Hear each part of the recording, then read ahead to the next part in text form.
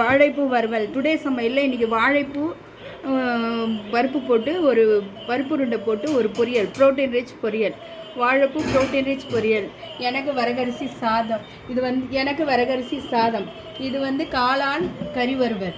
சிப்பி காளான் போட்டு சூப்பரான இருக்குது. நம்ம சிக்கன் டேஸ்ட்டில் இருக்கும் அந்த சிப்பி காளான். இது நம்ம கிராமத்து ஸ்டைலில் ஒரு முருங்கைக்கீரை சுண்டக்காய் கடையல். உடம்புக்கு ரொம்ப சுண்டக்காய் ரொம்ப நல்லது, சுகருக்கு எல்லாத்துக்கும் நல்லது. சுண்டக்காய் வாரத்தில் 2 நாள் எடுத்துக்கணும். அதனால சுண்டக்காய் கீரை கடையல், முருங்கைக்கீரை கடையல்.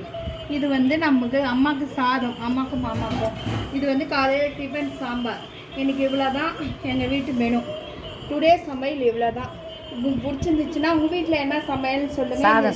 சாதம் சொல்லு. வரகரிசி சாதம் வடித்து வச்சுருக்காங்க எனக்கு 2 வேளைக்கு. இப்போ என்னென்னா உங்கள் வீட்டில் என்ன சமையல்னு சொல்லுங்கள்.